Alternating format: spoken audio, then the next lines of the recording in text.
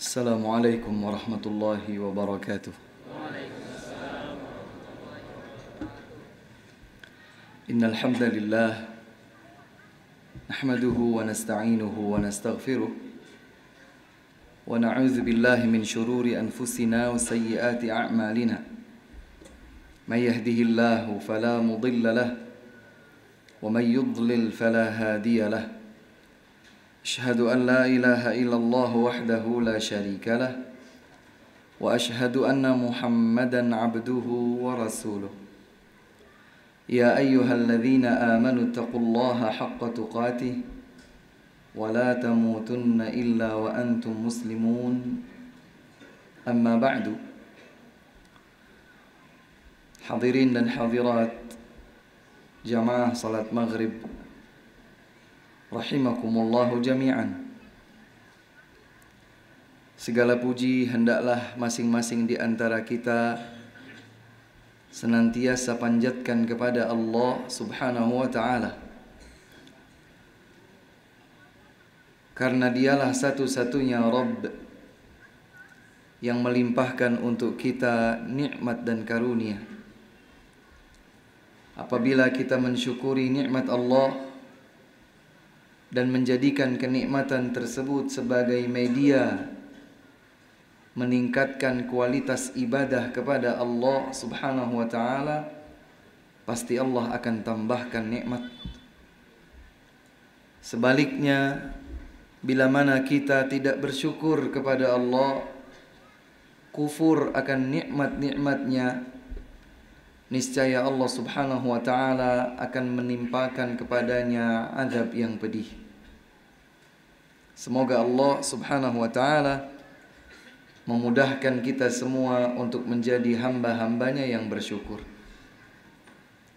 Salawat serta salam semoga tersampaikan kepada Nabi yang kita cintai bersama, Nabi Muhammad sallallahu alaihi wa ala alihi wasallam.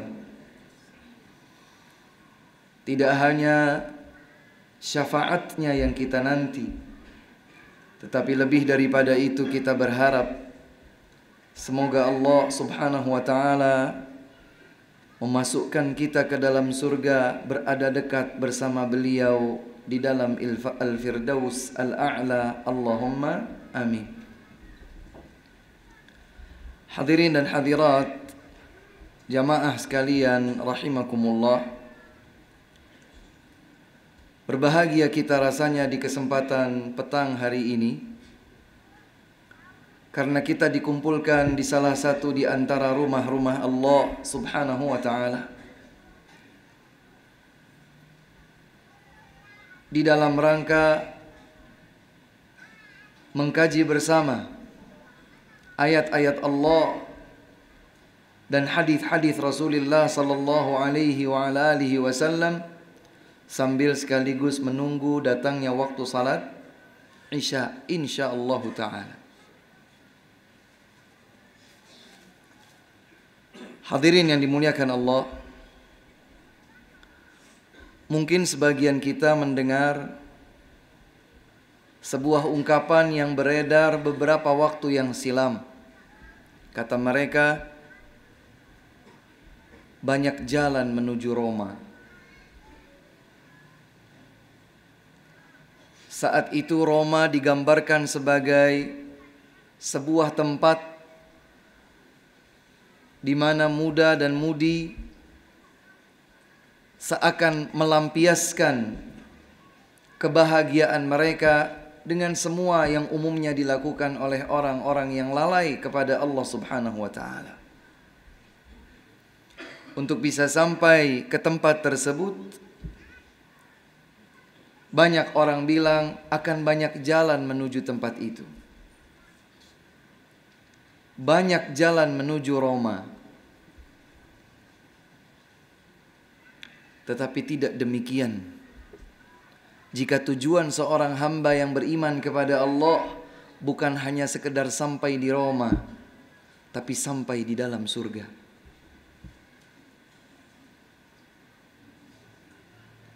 Untuk bisa sampai ke Roma, kalau sehat, kalau punya uang cukup,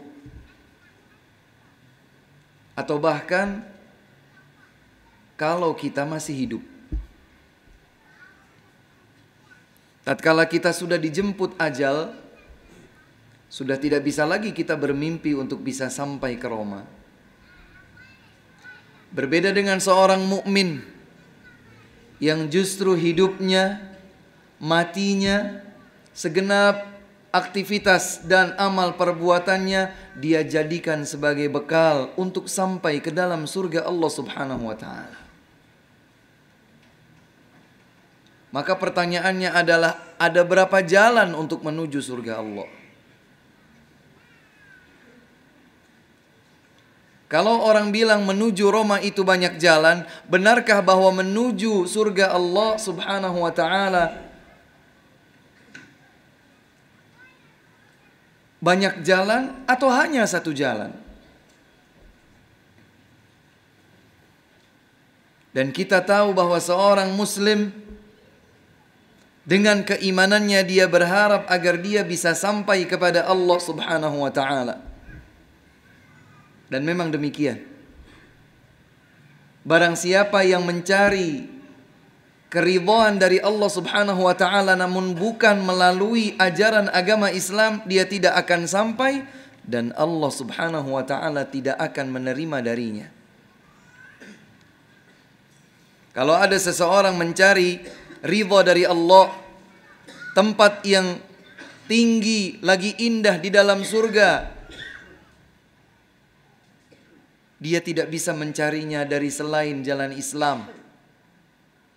Allah Subhanahu wa taala berfirman, A'udzu billahi minasy syaithanir rajim.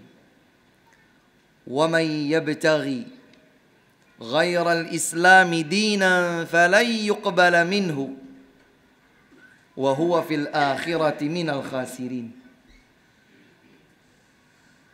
Barang siapa yang mencari selain Islam sebagai agama, maka Allah tidak akan menerima darinya. Dan kelak di akhirat bukan berbahagia dia di dalam surga, akan tetapi dia akan menjadi hamba yang merugi berada di dalam neraka wal'iyadzubillah. Maka jalan menuju surga Allah Subhanahu wa taala hanyalah dengan Islam. Jalan menuju ridha Allah Subhanahu wa taala hanyalah Islam.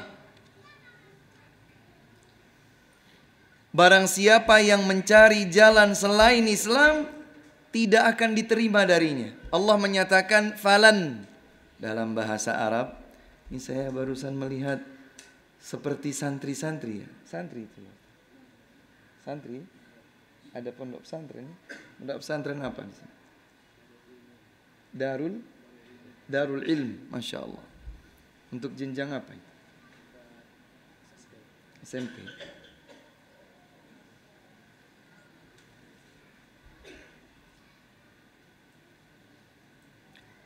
Di dalam bahasa Arab, ini mungkin santri-santri yang belajar bahasa Arab tahu.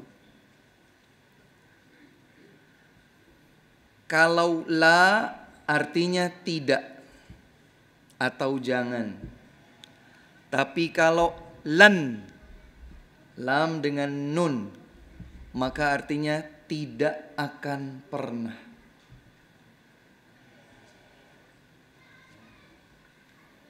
Di dalam ayat yang baru saja kita baca tadi dalam surat Ali Imran ayat 85, boleh dicatat. Surat Ali Imran ayat 85. Surat Ali Imran surat yang keberapa? Yang ketiga. Ayat 85. Allah Subhanahu wa taala berfirman, وَمَنْ يَبْتَغِي غَيْرَ الْإِسْلَامِ دِينًا فَلَنْ يُقْبَلَ مِنْهُ. Barang siapa yang mencari dari selain Islam, maka tidak akan diterima darinya. Di dunia dia tidak akan diterima.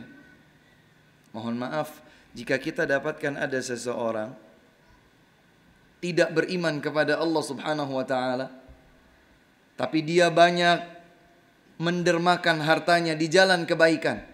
Dia menyantuni fakir miskin, dia menyantuni para janda misalnya. Tapi dia bukan seorang yang beriman. Apakah sedekahnya yang banyak itu bermanfaat baginya? Tidak. Di dunia, seseorang yang mencari dari selain Islam, falan, tidak akan pernah yuqbal, diterima darinya, minhu, sampai kapanpun.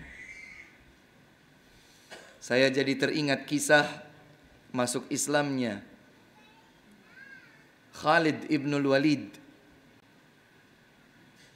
Bersamaan dengan itu masuk Islam pula Amr ibnul As dan Uthman ibn Talhah radhiyallahu anhum jami'an di tahun 8 Hijriyah. Tahun berapa? 8 Hijriyah. Mereka bertiga berjalan dari Mekah menuju Madinah, menjumpai Rasulullah sallallahu alaihi wasallam dalam keadaan saya sudah pasrah, saya mau masuk Islam.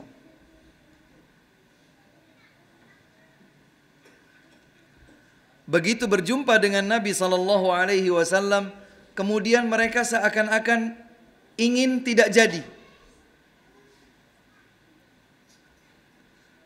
Amr bin al-As, beliau adalah sahabat, seorang diplomat,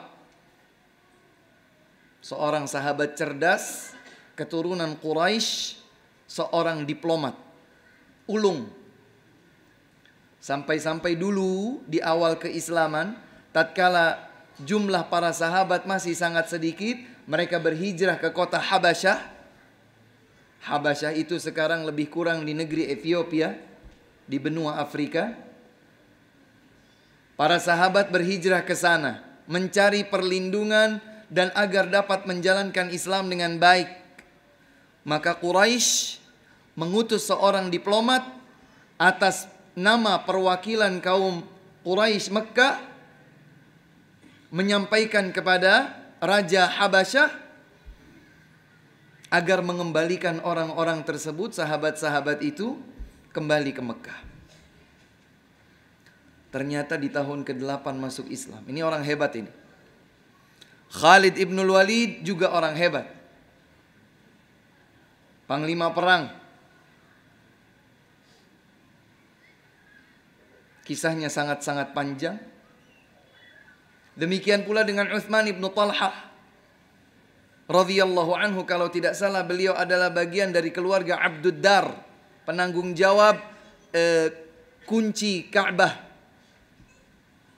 Jadi ini 3 orang sahabat, putra-putra yang berasal dari kedudukan tinggi dan memiliki keistimewaan dibandingkan dengan yang lain. Kata Amr bin al-As, wahai Rasulullah, ulurkan tanganmu, aku akan berbaiat. Masuk Islam maksudnya. Setelah Nabi Muhammad sallallahu alaihi wasallam mengulurkan tangannya, Amr bin al-As tidak jadi. Maka Nabi sallallahu alaihi wasallam terkejut. Kenapa Amr bin al-As? Kenapa engkau tidak jadi? Aku sudah mengulurkan tanganku untuk membaiatmu. Kata Amr bin al-As, hanya dengan satu syarat aku jadi berbaiat. Apa syarat yang kau ajukan? Berdoalah kepada Allah agar Allah mengampuniku. Apa jawaban Nabi sallallahu alaihi wasallam? Ama ta'lam anna al-Islam yajubbu ma qablahu. Bukankah engkau sudah tahu bahwa Islam dapat menghapus apa yang terjadi sebelumnya? Jadi seseorang yang melakukan sekian banyak catatan hitam dalam hidupnya, ia kemudian masuk Islam, bertaubat kepada Allah Subhanahu wa taala, dihapus. Dihapus semua catatan hitam itu. Karena memang Allah Subhanahu wa taala hanya menerima dari hambanya atas dasar Islam saja. Tidak ada yang lain. May yabtaghi ghairal islami dinan falan yuqbala minhu. Siapa yang mencari agama dari selain Islam tidak akan diterima darinya. Maka katakan dengan tegas dan tanpa ragu, jalan menuju Allah hanya satu, yaitu Islam. Belum lagi kita tahu di dalam ayat yang sudah sangat sering kita dengar, innad dina indallahil, masih dalam surat yang sama yaitu surat Ali Imran ayat 19. Innad dina indallahil Islam. Sesungguhnya agama di sisi Allah Subhanahu wa taala adalah Islam. Ustadz, Islam yang mana? Belakangan muncul Islam dengan berbagai versi. Yang Ustadz maksud Islam yang mana?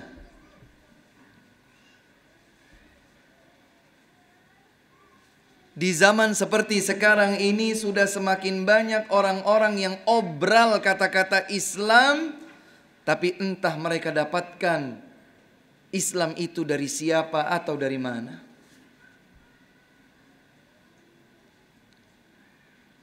Sekarang apalagi sudah banyak beredar media-media untuk mempercepat informasi sampai ke pelosok sekalipun. Kasih saja di bagian belakang Islam, maka bagian depannya menjadi Islami. Pacaran Islami, sinetron Islami. Sekedar ada di dalam sinetron itu Assalamualaikum, Waalaikumsalam, jadilah sinetron Islami. Backsoundnya adalah lagu yang religi, jadilah sinetron Islami. Nanti ada musik Islami. Dan sayang sekali sebagian kaum muslimin dengan mudahnya berada dalam euforia. Pokoknya kalau sudah ada Islami, maka dengan mentah-mentah dimasukkan, ya ini dari Islam. Kenapa? Kenapa itu terjadi? Karena mereka kekurangan filter. Karena mereka lemah prinsip.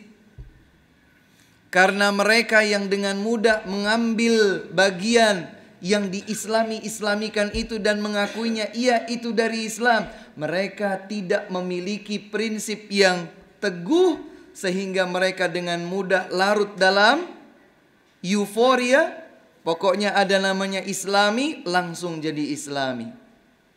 Katakan kepada seluruh dunia bahwa Islam kami adalah Islam yang diajarkan oleh beliau Rasulullah sallallahu alaihi wa ala alihi wasallam. Islam yang memang Allah Subhanahu wa taala tetapkan dalam fitrah setiap manusia sejak pertama kali ia dilahirkan ke dunia. Dalam surat Ar-Rum, surat yang ke-30 ayat 30. Allah Subhanahu wa taala berfirman, "Fa'aqim wajhaka lid-dini hanifa." Tegakkanlah wajahmu menuju agama ini dengan lurus. Fitratallahi allati fataran nasa 'alaiha. Inilah fitrah yang ditetapkan oleh Allah pada diri manusia. La tabdila li khalqillah. Tidak ada yang dapat merubah penciptaan dan ketetapan Allah. Allah telah menetapkan pada diri setiap manusia memiliki fitrah lurus. Itu hukum asalnya. Fitrahnya itu lurus. La tabdila li khalqillah. Tidak ada yang mampu merubah ketetapan penciptaan Allah ini. Allah ciptakan manusia. Setiap manusia terlahir ke dunia ini dalam keadaan membawa fitrah yang lurus. Itu pada dasarnya. Dzalikad dinul qayyim. Itulah agama yang lurus. Walakinna aktsaran nasi la ya'lamun.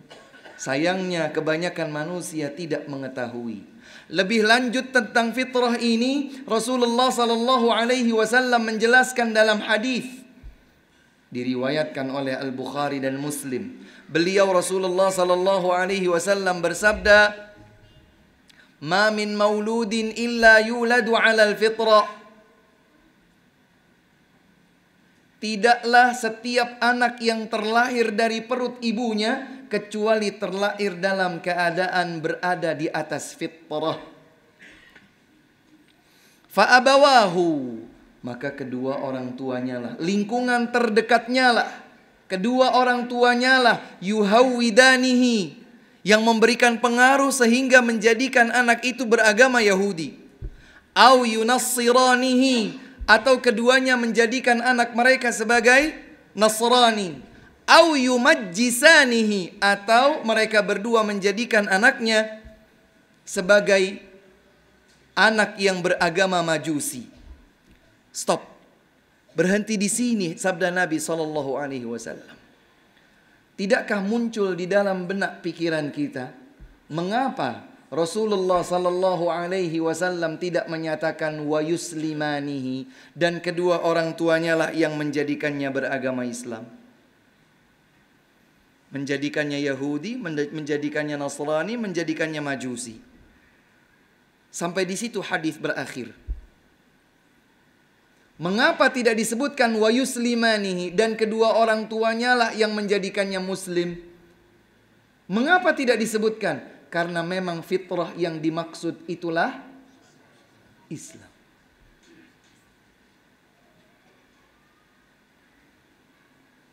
Maka jalan menuju Allah hanya satu, meskipun jalurnya atau lajurnya banyak. Kalau kita masuk ke dalam jalan tol,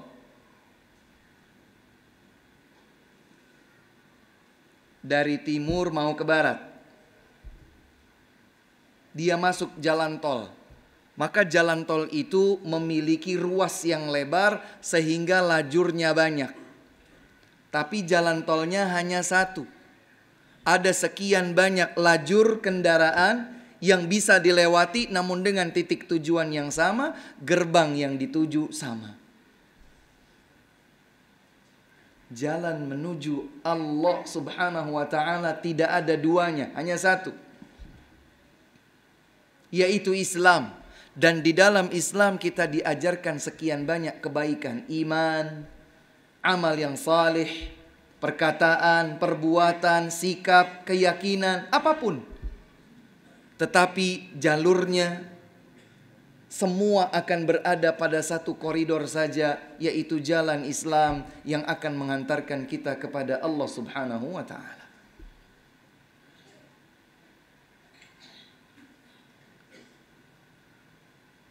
Ada sebuah hadis yang diriwayatkan oleh Al-Imam At-Tirmidzi, Al-Imam Ibnu Majah, Al-Imam Ahmad, Al-Imam Al-Hakim, dari sahabat mulia Abdullah bin Mas'ud radhiyallahu taala anhu. Suatu hari Rasulullah sallallahu alaihi wa ala alihi wasallam menggambar satu garis lurus. Besar kemungkinan gambar tersebut beliau lakukan di dalam masjid, sebab masjid Nabi sallallahu alaihi wasallam beralaskan pasir. Bukan seperti kita sekarang berlantai plus berkarpet. Dahulu di zaman Nabi sallallahu alaihi wasallam masjid itu lantainya adalah pasir. Maka Nabi Muhammad sallallahu alaihi wasallam khatta lana Rasulullah khattan mustaqima. Rasulullah sallallahu alaihi wasallam menggambar satu garis lurus. Berapa? Satu. Setelah selesai beliau menggambar satu garis lurus, kemudian Rasulullah sallallahu alaihi wasallam menggambar di sisi kanan dan di sisi kiri satu garis lurus tersebut garis-garis lain yang banyak. Bisa tergambarkan? Satu garis lurus, kemudian dibikin garis-garis di samping kanan dan di samping kirinya. Tergambarkan?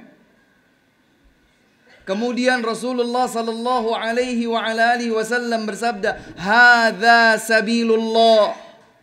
Inilah jalan Allah. Ada berapa tadi? Satu. Wa hadhihi subul. Ini adalah jalan-jalan lain yang banyak. Ala kulli sabilin minha syaitanun yad'u ilaih. Pada setiap jalan-jalan yang bercabang ini terdapat syaitan yang menarik-narik, yang mengajak-ngajak anak manusia untuk masuk ke dalamnya. Selanjutnya Rasulullah sallallahu alaihi wa ala alihi wasallam membacakan ayat yang Allah firmankan dalam surat Al-An'am ayat 153. Dalam surat Al-An'am ayat 153 Allah Subhanahu wa taala berfirman, wa anna hadza sirati mustaqima fattabi'uhu, dan sesungguhnya ini adalah jalanku, maka ikutilah dia. Ada berapa tadi jalannya? Kembali kepada yang belajar bahasa Arab, secara bahasa bisa sangat dengan mudah dipahami. Fattabi'uhu, dhamir atau kata ganti hu menunjukkan satu, tunggal. Dan sesungguhnya ini adalah jalanku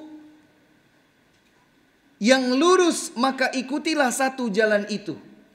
Kemudian Allah Subhanahu wa taala masih di dalam ayat yang sama 153 surat Al-An'am, wala tattabi'is subul, dan jangan kalian ikuti jalan-jalan yang lain. Jangan. Apa akibat yang akan terjadi kalau kita menempuh jalan-jalan selain jalan Allah? Fatafarraqa bikum an sabilih. Niscaya jalan-jalan yang banyak itu akan memisahkan kalian dari jalan Allah Subhanahu wa taala yang lurus ini. Semakin menguatkan kesimpulan kita. Jalan menuju Allah ada berapa? Ada satu. Apa yang satu itu?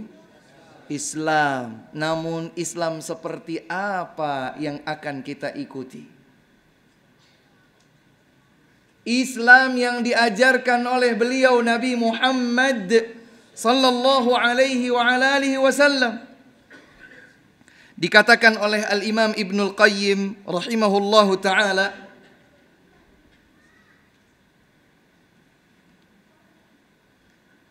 dan Al-Imam Ibnul Qayyim rahimahullah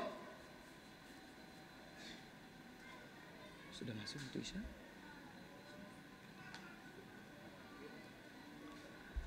Al-Imam Ibnul Qayyim rahimahullahu ta'ala,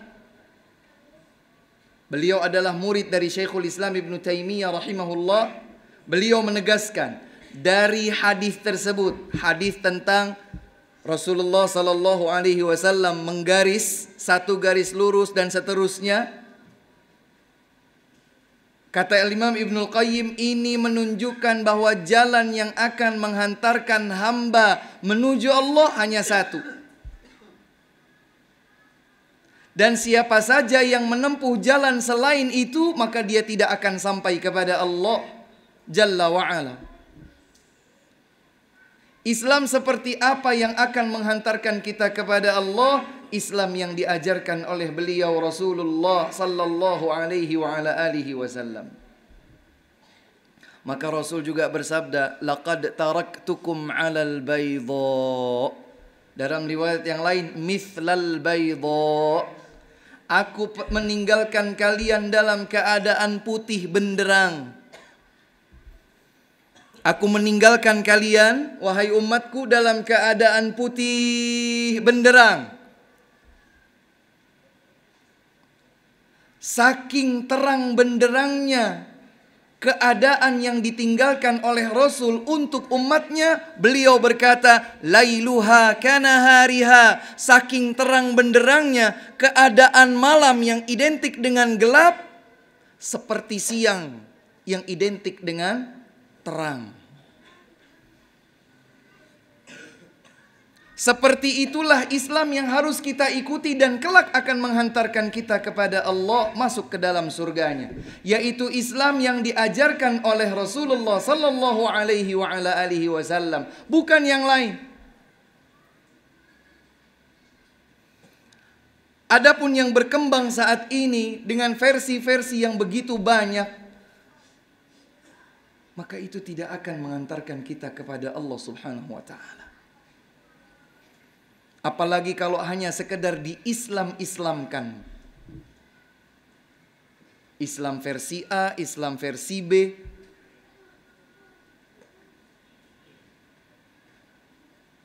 Dan itu semua tidak lepas dari pemikiran kaum liberal yang ingin memecah belah umat Islam dari sisi prinsip pokok dan keyakinan akidah mereka.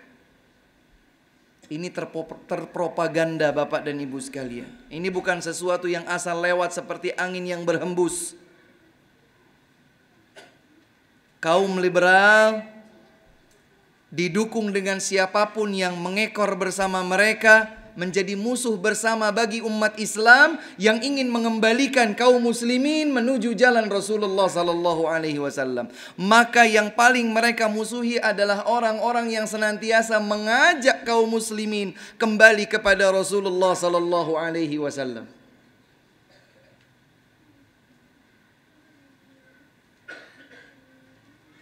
Memangnya Islam yang dibawa Rasul itu sudah sempurna? Sempurna. Jangan ragu, sempurna. Bahkan kesempurnaan tersebut diberikan garansi oleh Allah Subhanahu wa taala, diabadikan di dalam Al-Qur'an, surat Al-Maidah ayat yang ketiga.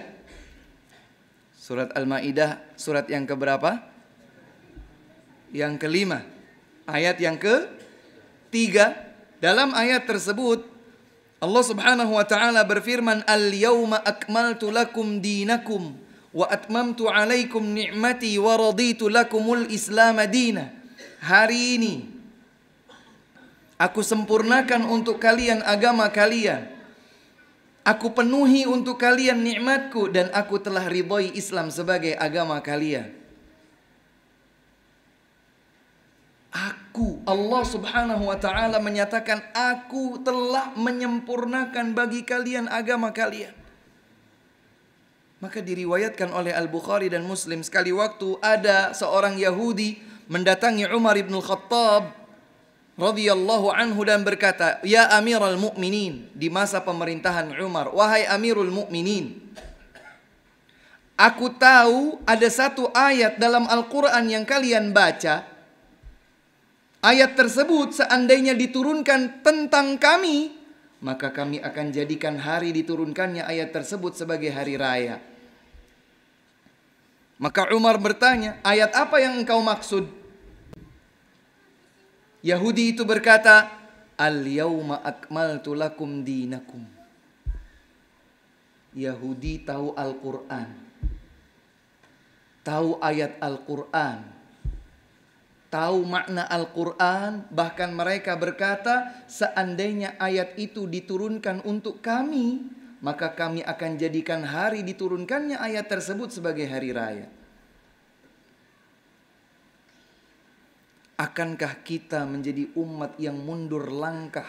Justru kita tidak tahu atau bahkan tidak yakin bahwa Islam adalah agama yang sempurna. Sahabat mulia Abu Darda radhiyallahu taala anhu berkata, "Tarakana Rasulullah sallallahu alaihi wasallam wa ma ta'irun yatiru bi janahihi fis sama illa dzakara lana fihi ilma." Silahkan cermati baik-baik apa yang diungkapkan oleh Abu Darda radhiyallahu anhu ini.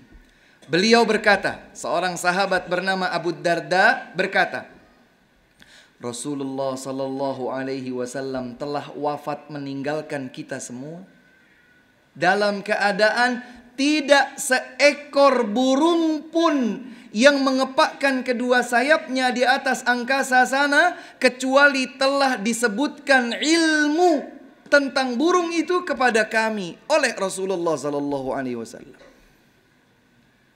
Bagaimana Islam tidak sempurna, tentang burung saja dijelaskan. Apakah berkaitan dengan kabar ataukah berkaitan dengan hukum? Yang berkaitan dengan kabar ada hadis sahih menyebutkan bahwa lau annakum tatawakkaluna 'ala Allahi haqqa tawakkulihi la razaqakum kama yarzuqut tayra taghdu khimasan wa taruhu bitana.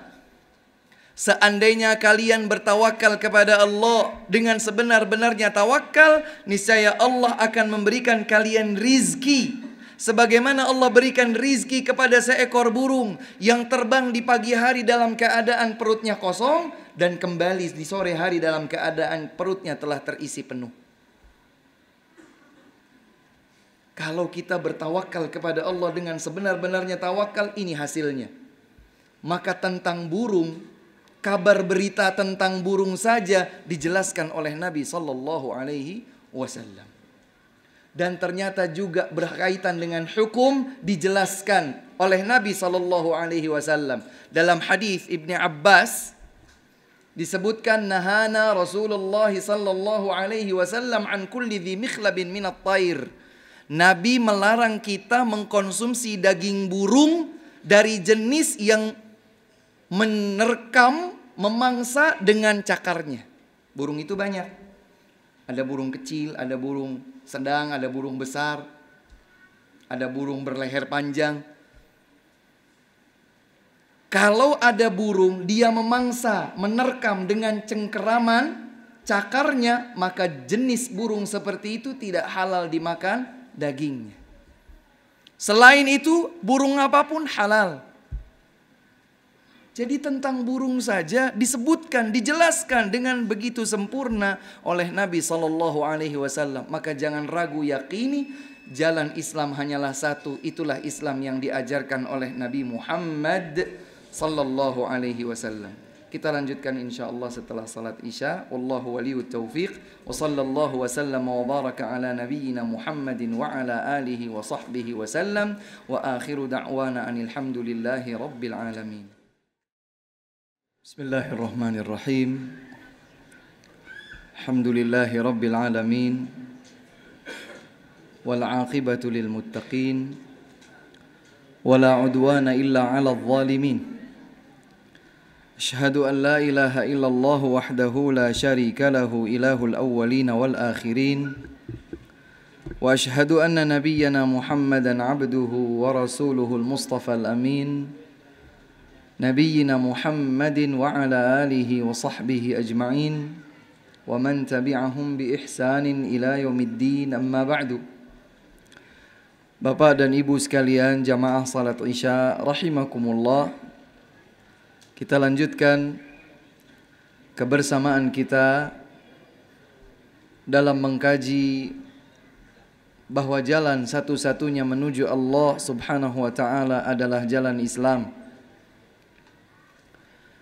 Dan Islam yang dimaksud bukan sembarang Islam, akan tetapi Islam yang murni, yang jernih, yang terang dan putih, sebagaimana dahulu Rasulullah sallallahu alaihi wasallam meninggalkan kita di atas keadaan itu. Tadi disebutkan bahwa sahabat mulia Abu Dzar radhiyallahu anhu berkata, tarakana Rasulullah sallallahu alaihi wasallam wa ma ta'irun yatiru bi janahihi fis sama' illa dzakara lana fihi ilma. Kata Abu Dzar radhiyallahu anhu, Nabi Muhammad sallallahu alaihi wasallam telah meninggalkan kita semua dalam keadaan segala sesuatu diajarkan, dan tidaklah seekor burung mengepakkan kedua sayapnya di angkasa sana kecuali dijelaskan ilmu tentangnya.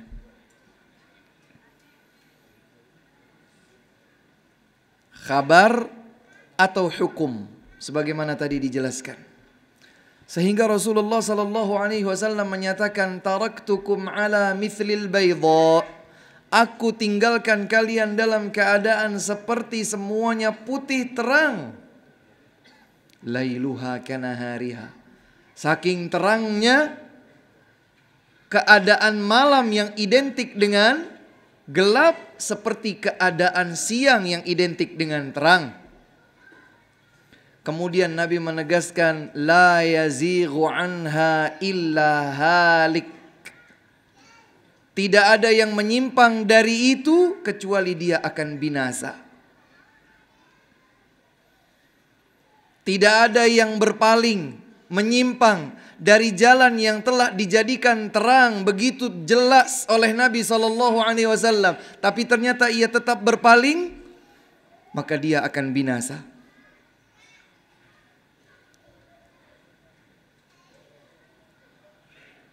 Dan kedurhakaan kepada Nabi SAW beresiko besar di dunia sebelum di akhirat. Ada beberapa contoh real nyata. Yang pertama, kisah seseorang yang sedang makan dengan tangan kiri, Pak. Kemudian Nabi Muhammad SAW lewat. Melihat orang tersebut makan dengan tangan kirinya, Nabi memberikan nasihat teguran kepadanya. Kul biyaminik. Makanlah engkau dengan tangan kananmu. Dengan ringannya orang ini menjawab, la astati', enggak bisa saya. Dia sombong, tidak menerima nasihat dari Nabi, sekaligus dia bohong, padahal dia bisa, dia bilang tidak bisa.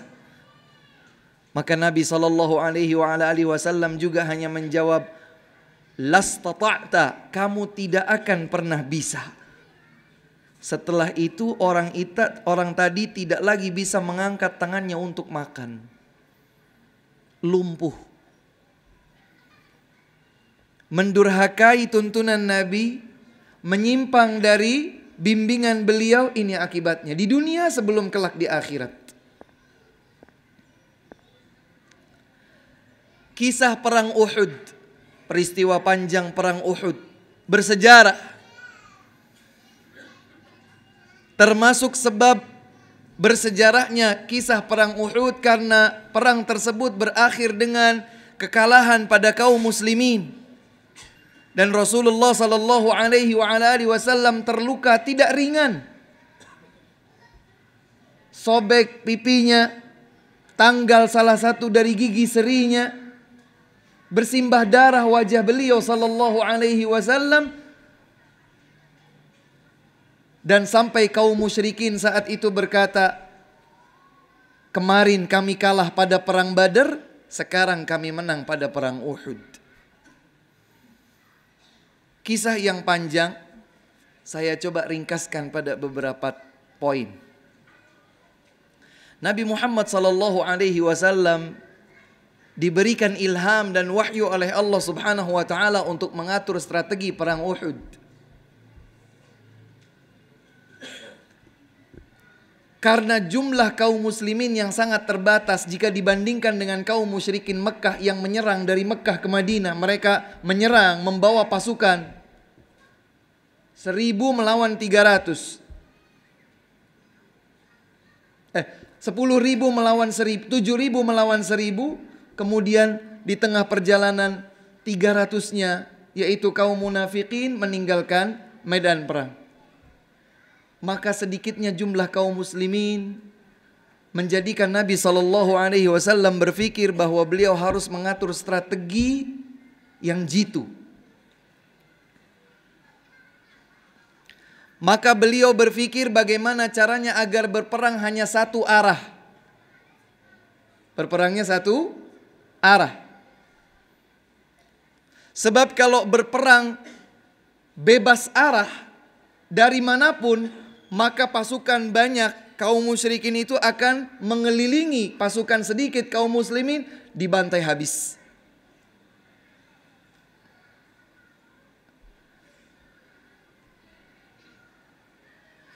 Rasulullah SAW menjadikan mereka kaum musyrikin Mekah berperang satu arah, tapi dengan satu titik strategis, menempatkan 50 orang berada di Jabal, di bukit kecil, sampai sekarang dikenal dengan Jabal Rumah. Rumah bukan rumah di Indonesia. Rumatun, bahasa Arab jamak dari ramin, artinya pemanah. 50 orang dipimpin oleh Abdullah ibnu Jubair radhiyallahu anhu. Nabi berpesan kepada mereka, dalam keadaan apapun kalian jangan turun sampai aku sendiri yang memberikan perintah kalian boleh turun. Ini pesannya, seakan sederhana. Berperang, perang. Setiap kali serangan ada dari kaum musyrikin, diserang balik oleh kaum muslimin. Pasukan pemanah 50 orang tadi mundur kocar kacir. Dan Khalid ibnul Walid waktu itu masih musyrik. Khalid menilai ini strategi jitu ini. Jantung kekuatan kaum muslimin ada pada pasukan 50 orang tadi. Maka ditunggu oleh Khalid. Yang lainnya sudah kocar kacir, ini pasukan kaum musyrikin. Khalid beserta pasukannya, pasukan berkuda, tenang menunggu. Melihat kapan pasukan yang jantung kekuatan ini melemah, kita serang balik, kita habisi. Subhanallah, benar saja 50 orang yang berada di bawah pimpinan Abdullah ibnu Jubair berpikir bahwa perang telah selesai, kemenangan diraih kaum muslimin, ghanimah, harta rampasan perang diambil.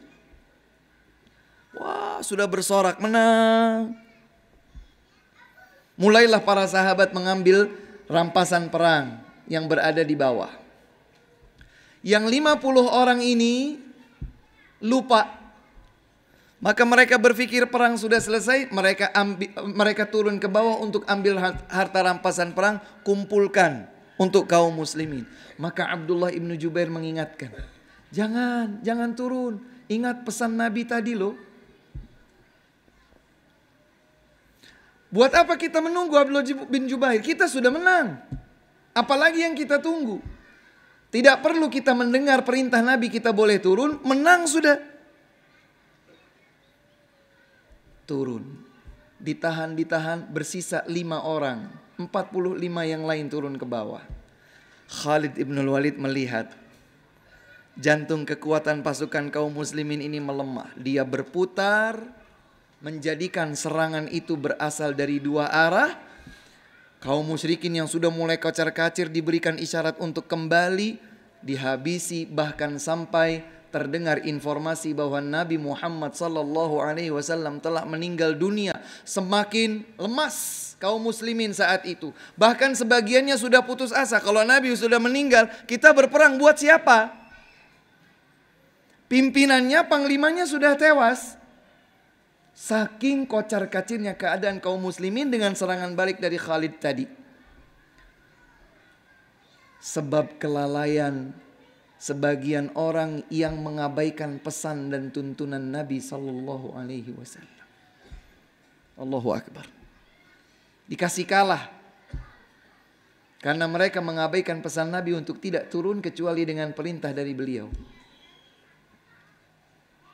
Hadirin dan hadirat yang dimuliakan Allah Subhanahu wa taala, maka tidak ada Islam yang kita jalankan akan menghantarkan kita kepada Allah Subhanahu wa taala selain Islam yang pernah dipesankan dan dijalankan oleh Rasulullah sallallahu alaihi wasallam. Para sahabat radhiyallahu anhum adalah orang yang paling memahami dengan baik pesan-pesan Nabi dalam hal ini. Setelah Nabi meninggal dunia, muncullah generasi berikutnya yaitu para tabi'in. Generasi kedua yang terbaik setelah sahabat. Namun tentu mereka tidak lebih baik daripada generasi sahabat. Suatu ketika sebelum salat subuh, Abu Musa al-Ash'ari radhiyallahu anhu telah keluar dari rumah beliau hendak masuk ke dalam Masjid Nabawi. Sahabatnya siapa? Abu Musa al-Ash'ari radhiyallahu anhu. Begitu lihat Masjid Nabawi, beliau melihat ada halaqatul dzikir. Ada kumpulan-kumpulan kecil orang-orang yang berkumpul, berkerumun, dipimpin oleh seseorang di antara mereka melakukan subhah. Dengan kerikil menghitung, ayo bertasbih 100 kali. Subhanallah, subhanallah, subhanallah, subhanallah. Menggunakan kerikil. Sudah selesai, bertahmid 100 kali. Alhamdulillah, alhamdulillah, alhamdulillah. Ketika Abu Musa al-Ash'ari radhiyallahu anhu melihat hal ini, beliau tidak langsung bisa mengingkari. Ada sesuatu yang janggal di hati beliau, tapi beliau belum sampai hati mengingkari mereka. Kenapa? Ada sesuatu yang baik mereka lakukan, yaitu zikir. Tapi metodenya tidak sebagaimana diajarkan dulu oleh Nabi. Ini terjadi kapan tadi waktunya? Sebelum subuh, yaitu di sepertiga malam yang terakhir. Maka Abu Musa ingin kesimpulan beliau yang masih sesaat itu dimantapkan dengan pendapat sahabat yang lain. Datanglah beliau menjumpai atau mendatangi rumah Abdullah bin Mas'ud radhiyallahu anhu. Ternyata di depan pintu rumah Abdullah bin Mas'ud sudah ada beberapa tabi'in yang menunggu keluarnya Abdullah bin Mas'ud, agar mereka yang nunggu tadi bisa bertanya kepada Abdullah bin Mas'ud ilmu agama, memanfaatkan waktu perjalanan Abdullah bin Mas'ud menuju masjid. Ini semangatnya para sahabat, para tabi'in dalam menuntut ilmu. Ditunggu kapan guru saya akan keluar. Saya ingin tanyakan satu hadis kepadanya, saya ingin tanyakan satu permasalahan darinya. Bukan siang, bukan pagi, bukan sore, dini hari. Kira-kira kalau seperti itu mereka sudah bangun lebih awal tahajud dulu atau tidak? Besar kemungkinan mereka menghidupkan malam-malam mereka untuk ibadah kepada Allah Subhanahu wa taala dengan salatul lail. Ketika Abdullah bin Mas'ud ketika Abu Musa al-Ash'ari menuju rumah Abdullah bin Mas'ud, beliau bertanya kepada yang sudah menunggu lebih awal dari beliau, "Akharaja Abu Abdurrahman?" Apakah Abdullah bin Mas'ud yang panggilannya Abu Abdurrahman sudah keluar? Qalu lamma ba'du. Mereka menjawab belum keluar. Ditunggu, ikut menunggu. Sama-sama sahabat. Tidak egois kemudian ketuk pintu, keluar, saya butuh. Enggak, ditunggu. Ada hajat ilmu yang ingin beliau tanyakan kepada sahabat lainnya, yaitu Ibnu Mas'ud. Benar saja begitu Ibnu Mas'ud keluar, beliau melihat kok ada yang menunggu.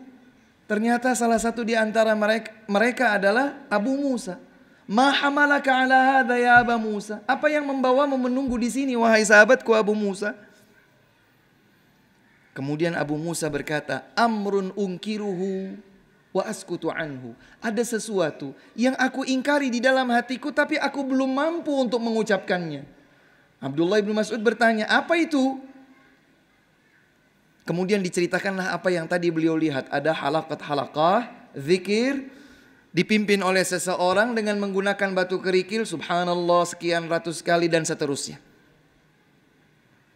Kemudian Abdullah bin Mas'ud berkata, kenapa engkau tidak ingatkan saja kepada mereka daripada beribadah, menghitung dengan cara seperti itu yang belum diajarkan.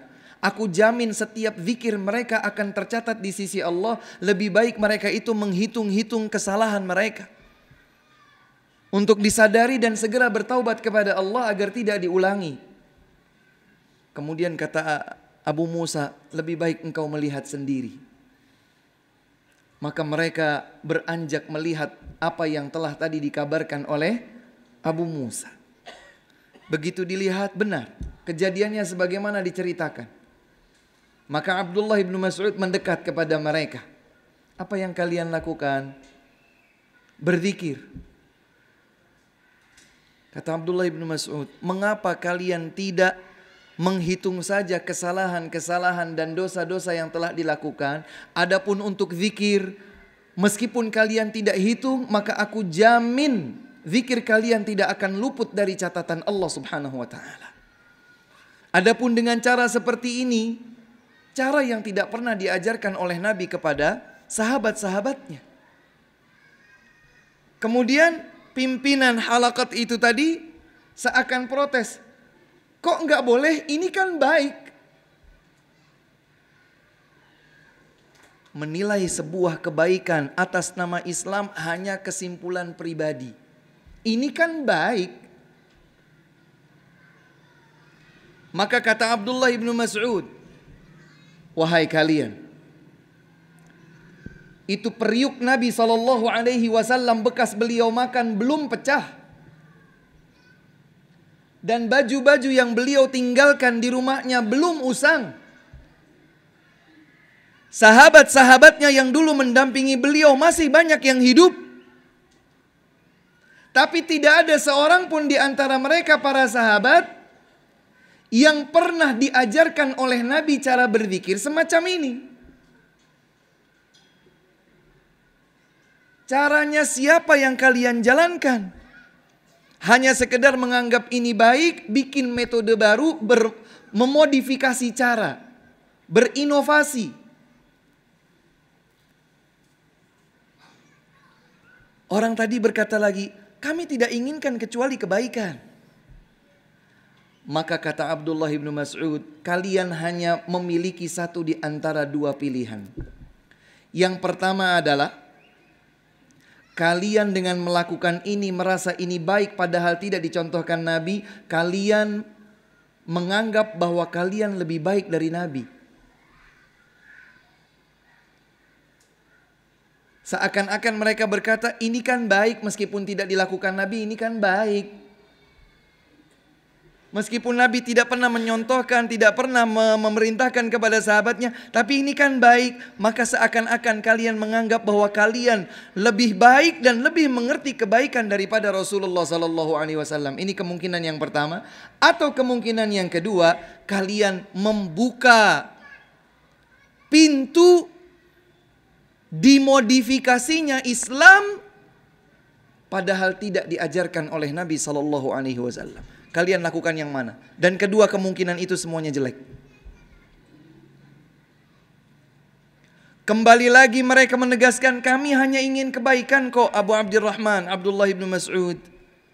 Kemudian Abdullah ibn Mas'ud menegaskan, kam min muridin lil khairi lam yusibhu. Berapa banyak orang sekedar bermaksud melakukan kebaikan, ternyata dia tidak jadi melakukan kebaikan tersebut. Sebab kebaikan itu dianggap bagian dari Islam, tapi tidak pernah diajarkan oleh Rasulullah sallallahu alaihi wasallam. Man amila amalan laisa alaihi amruna fahuwa raddun. Barang siapa yang melakukan amal apapun itu, tidak pernah diajarkan oleh Nabi SAW, maka amalan tersebut tertolak. Dan ternyata kata beberapa perawi didapatkan mereka-mereka yang melakukan itu dan ngeyel. Di Padang ini paham ngeyel gak? Apa ngeyel itu? Membangkang. Ya itulah. Cari-cari alasan ya. Orang-orang yang ngeyel itu tadi di kemudian hari benar-benar menjadi tokoh-tokoh pemberontak Khawarij. Subhanallah. Hadirin yang dimuliakan Allah Subhanahu wa taala, tidak ada lagi yang perlu ditambahkan dari apa yang telah diajarkan oleh Rasulullah sallallahu alaihi wasallam. Cukup lakukan saja copy paste. Apa yang didapatkan dari Nabi, itu pula yang kita lakukan. Makanya ingin membuktikan cinta kita kepada Allah. Kita cinta kepada Allah atau tidak? Yakin? Berapa persen? Pertanyaannya adalah bagaimana kita membuktikan cinta kita kepada Allah? Tidak ada cara untuk membuktikan kebenaran cinta kita kepada Allah selain mengikuti tuntunan Nabi Muhammad sallallahu alaihi wasallam. Boleh dicatat, nanti silahkan dilihat dalam surat Ali Imran ayat 31. Allah Subhanahu wa taala berfirman, "Qul in kuntum tuhibbunallaha fattabi'uni yuhibbukumullahu wa yaghfir lakum dzunubakum wallahu ghafurur rahim." Katakanlah, seandainya kalian benar-benar cinta kepada Allah, maka ikuti aku, ikuti Nabi SAW. Karena perintah qul dari Allah untuk Nabi Muhammad mengucapkan. Qul, katakanlah wahai Muhammad. Allah perintahkan Nabi untuk mengucapkan sesuatu. Katakan kepada mereka semua, jika benar kalian cinta kepada Allah, maka ikuti aku. Berarti aku ini siapa maksudnya? Nabi Muhammad sallallahu alaihi wasallam. Untuk membuktikan cinta seorang hamba kepada Allah dibutuhkan satu cara, yaitu mengikuti tuntunan Rasulullah sallallahu alaihi wasallam, dan itulah satu-satunya jalan kita menuju Allah dan menuju surganya. Apa yang akan saya dapatkan jika saya mengikuti tuntunan Rasulullah sallallahu alaihi wasallam? Yuhibbukumullah, niscaya Allah akan cinta kepada kalian, wa yaghfir lakum dzunubakum, dan Allah akan ampuni dosa-dosa kalian. Allahu akbar. Dua sekaligus dapat, Pak. Dengan kita mengikuti Nabi sebagai bukti cinta kita kepada Allah, maka Allah akan membalas dengan cintanya kepada kita. Menjadi cinta yang tidak bertepuk sebelah tangan. Kita ucapkan kita cinta kepada Allah dan ternyata Allah cinta kepada kita. Dalam dunia percintaan, pasangan laki-laki dan perempuan, suami dan istri, tidak merasakan hangatnya cinta kalau hanya ada satu saja di antara keduanya yang mencintai, sementara yang lain tidak mencintai. Bertepuk sebelah tangan cintanya. Kita mengucapkan aku cinta Allah. Bagaimana agar Allah pun mencintai diriku? Ikuti Rasulullah sallallahu alaihi wasallam. Yuhibbukumullah. Janji pertama, Allah akan cinta kepada kalian. Janji kedua, wa yaghfir lakum dzunubakum, Allah akan ampuni dosa-dosa kalian. Subhanallah.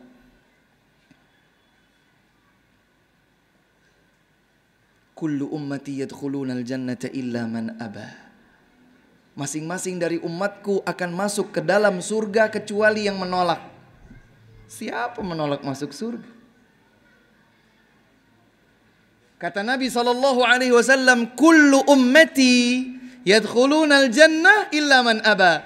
Setiap masing-masing dari umatku akan masuk ke dalam surga kecuali yang menolak. Para sahabat terkejut. Siapa yang menolak masuk surga wahai Rasul? Maka selanjutnya Rasulullah SAW menjawab, siapa saja yang taat kepadaku, mengikuti tuntunanku, dialah yang masuk surga. Dan siapa saja yang durhaka terhadap tuntunanku, dialah yang menolak masuk surga. Allahu Akbar. Barometer yang permanen, tolok ukur yang pasti untuk bisa sampai ke dalam surga Allah Subhanahu wa taala, hanya ada jalan mengikuti Rasulullah sallallahu alaihi wa ala alihi wasallam. Ustaz, memangnya ada garansi kalau saya itu ikuti Nabi, kebenarannya pasti terjaga? Iya. Kebenaran yang kita ikuti dan kebenaran itu terbukti adalah tuntunan beliau Nabi Muhammad sallallahu alaihi wasallam, maka pasti akan terjaga. Allah Subhanahu wa taala yang menjaganya. Allah Subhanahu wa taala berfirman dalam surat Al-Hijr ayat yang ke-9. Surat Al-Hijr ayat 9. Allah Subhanahu wa taala berfirman, "Inna nahnu nazzalna dzikra wa inna lahu lahafizun." Sesungguhnya kamilah yang menurunkan az-zikr, Al-Quran. Al-Quran itu diturunkan kepada siapa, Pak? Kepada Rasul sallallahu alaihi wasallam. Beliaulah yang menerima wahyu itu. Sesungguhnya kamilah, kata Allah, yang telah menurunkan az-zikr, Al-Quran. Dan sesungguhnya kami pula yang akan menjaganya. Garansi dari Allah. Allah yang akan menjaga. Maka Al-Quran akan terjaga dengan atau tanpa kita. Kita ada, kita tidak ada. Kita berbuat, kita tidak berbuat. Al-Quran dijaga oleh Allah Subhanahu wa ta'ala. Dan ini garansi dari Allah Subhanahu wa ta'ala. Garansi. Dengan atau tanpa kita, Al-Quran akan terjaga. Oleh sebab itu hadirin yang dimuliakan Allah Subhanahu wa taala, jangan sampai kita berani beralih jalan, berpaling dari arah yang akan menghantarkan kita menuju surga. Dan kami perlu ingatkan kepada kita semua sekarang, di zaman ini sudah semakin banyak orang-orang yang memberanikan diri bicara atas nama Islam dengan versinya sendiri. Semoga tidak terjadi kembali Desember-Desember kaum muslimin yang kelabu, Desember-Desember yang suram karena keikutsertaan sebagian kaum muslimin merayakan apa yang sebetulnya menunjukkan kesyirikan kepada Allah Subhanahu wa taala.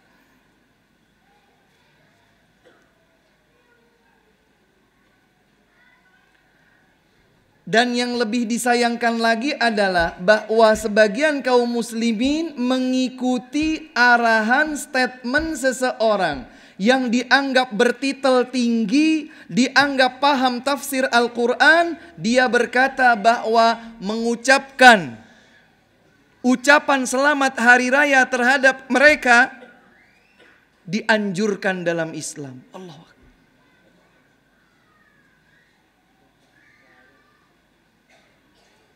Subhanallah. Kita hanya bisa mengerutkan dahi, kita hanya bisa mengelus dada. Dari mana ini? Dan beraninya beliau menukilkan ayat dalam Al-Quran. Dia membacakan firman Allah Subhanahu wa ta'ala dalam surat Maryam. Wassalamu alayya yawma wulidtu wa yawma amutu wa yawma ub'athu hayya. Allah Subhanahu wa ta'ala berfirman menukilkan ucapan Nabi Isa alaihi salam.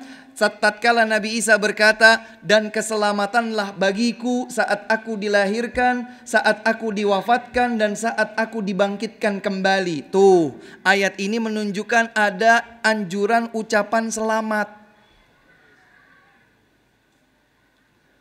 Hai, dangkal sekali Anda. Di dalam bahasa Indonesia, juga di dalam bahasa Arab, kata selamat sama-sama selamat bisa berbeda makna. Contoh, seseorang naik kelas atau naik pangkat jabatan. Kemudian kita mendekat kepadanya dan berkata, selamat ya, semoga Allah berkahi. Ini selamat. Tidak berselang lama kemudian tiba seseorang berasal dari Pulau Lombok. Dia datang dalam keadaan sehat. Masya Allah, engkau datang dari Lombok dengan keadaan selamat. Selamat ini dengan selamat itu sama atau tidak? Sama-sama selamat kan? Maknanya sama atau tidak? Dalam bahasa Indonesia saja sudah tidak sama. Coba lihat ayat tadi itu. Wassalamu alayya, dan keselamatan bagiku saat aku dilahirkan, saat aku diwafatkan, dan saat aku dibangkitkan kembali. Kira-kira selamat yang pertama atau selamat yang kedua? Ucapan selamat engkau dilahirkan, dan konsekuensinya kita akan berkata dan selamat saat engkau diwafatkan. Karena konteks ayatnya menyebutkan tiga, saat dilahirkan, saat diwafatkan, saat dibangkitkan kembali. Apakah selamat yang ini? Atau keadaan selamat tadi, keselamatan dari keburukan. Selamat dari keburukan saat dilahirkan, saat diwafatkan, dan saat dibangkitkan kembali. Tiba-tiba orang yang bertitel tinggi itu, yang dianggap cendekiawan Islam, yang dianggap banyak berilmu Al-Quran, tafsir. Subhanallah. Mau dibawa kemana Islam kita ini, ikhwah? Dan saya bahagia di kota Solo ini ternyata ada ma'had, ada pesantren, lembaga pendidikan Islam yang mendidik putra-putra. Putra atau putri? Putra ya? SD juga. Alhamdulillah. Kita memang harus berpikir sejak sekarang bahwa estafet keimanan kita harus dilanjutkan oleh anak keturunan kita. Tidak boleh tidak. Sebab musuh-musuh Islam sedemikian hebat menyusun propaganda untuk menghancurkan Islam dan kaum muslimin dari dalam. Dengan bahasa-bahasa dan istilah-istilah yang dianggap keren, dianggap menggambarkan kecendikiaan. Wala haula wala quwwata illa billah. Padahal agama, Al-Quran, tuntunan yang diajarkan oleh Nabi SAW dan itu adalah wahyu telah dijaga oleh Allah Subhanahu wa taala. Kita tidak perlu melakukan apapun kecuali laksanakan saja, jalankan saja, copy paste.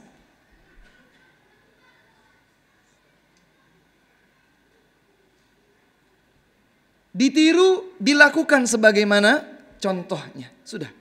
Tidak perlu ditambah, tidak perlu dikurangi, tidak perlu dirubah. Karena bahaya. Meninggalkan, mengabaikan, merubah-rubah tuntunan Nabi SAW resikonya besar. Berpaling dari hukum Nabi Muhammad SAW, mengabaikan tuntunan beliau, resikonya besar. Allah Subhanahu wa taala berfirman dalam surat Al-Ahzab ayat 36. Dalam surat Al-Ahzab ayat 36.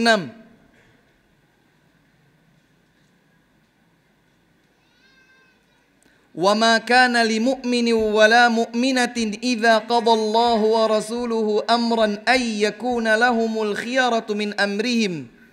Wa may ya'sillaha wa rasulahu faqad dhalla dhalalan mubina. Nanti silahkan dilihat surat Al-Ahzab ayat 36. Allah Subhanahu wa taala berfirman, tidak dibenarkan bagi seorang mukmin atau mukminah di hadapan ketetapan hukum Allah dan Rasulnya merasa boleh untuk memiliki pilihan lain.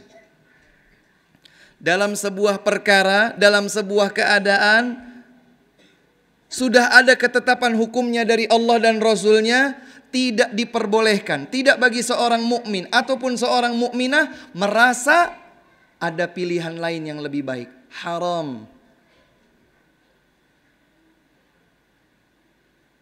Wa may ya'sillaha wa rasulahu, dan barang siapa yang bermaksiat durhaka kepada Allah dan Rasulnya, faqad dhalla dhalalan mubina, maka ia telah tersesat, tersimpang jauh dengan penyimpangan yang nyata.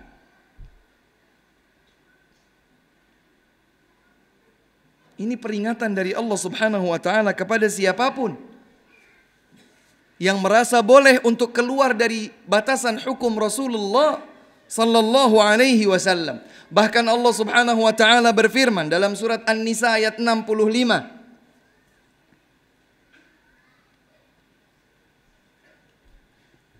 Dalam surat An-Nisa ayat 45, Allah Subhanahu wa taala menyatakan, "Fala wa rabbika la yu'minun hatta yuhakkimuka fima shajara bainahum. Thumma la yajidu fi anfusihim harajan mimma qadait wa yusallimu taslima."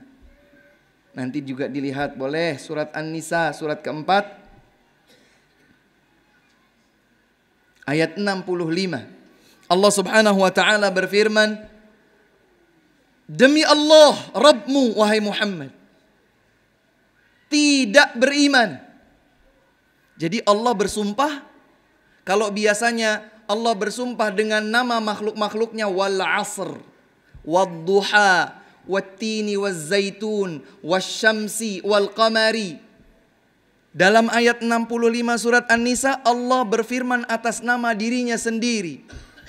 Allah berfirman, tidak, demi Allah Rabbmu wahai Muhammad, mereka tidak beriman. Jadi tidak dikuatkan dua kali peniadaan ini dengan sumpah. Tidak, demi Allah tidak beriman. Siapa yang tidak beriman? Dan tidak berimannya itu betul-betul dikuatkan dengan sumpah Allah atas nama dirinya sendiri. Siapa yang tidak beriman itu? Hatta yuhakkimuka fima syajara bainahum. Siapa saja yang tidak berhukum dengan hukum engkau wahai Muhammad, sampai mereka berhukum dengan hukummu.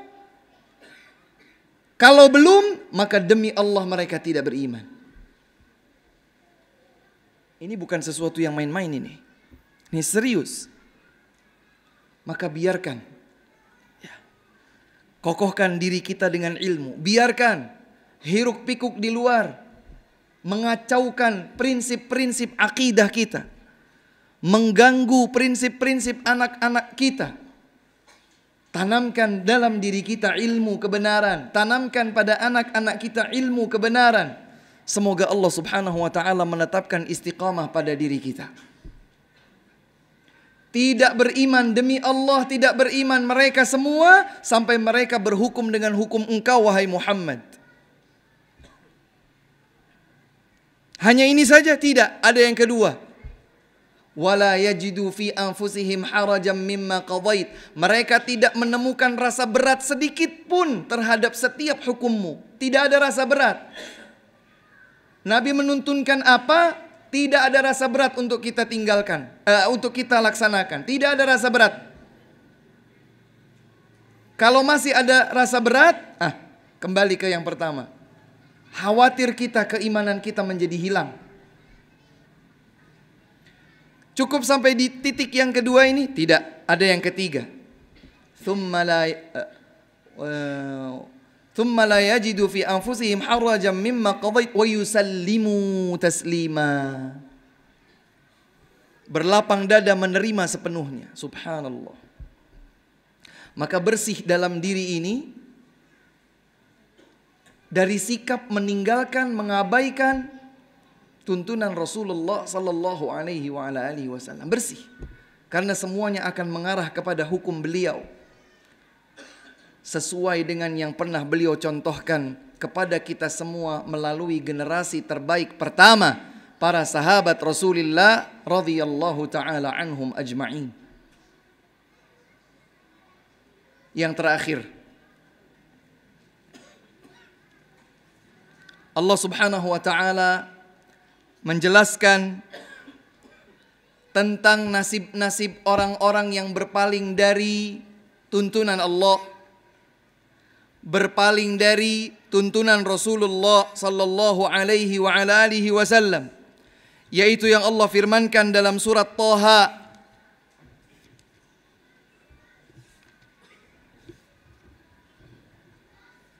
Surat Thaha surat yang keberapa? Naam, 20. Setelah Maryam, sebelum Al-Anbiya.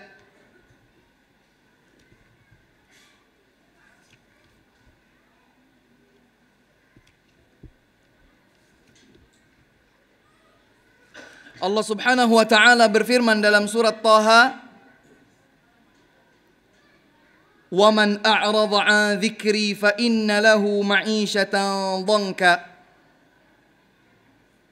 وَنَحْشُرُهُ يَوْمَ الْقِيَامَةِ أَعْمَى. Allah subhanahu wa ta'ala berfirman dalam surat Thaha, mulai dari ayat 123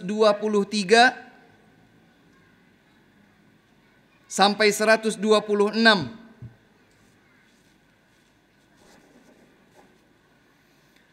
Di dalam ayat-ayat tersebut Allah subhanahu wa ta'ala berfirman, فَمَنِ اتَّبَعَ هُدَايَ فَلَا يَضِلُّ وَلَا يَشْقَى.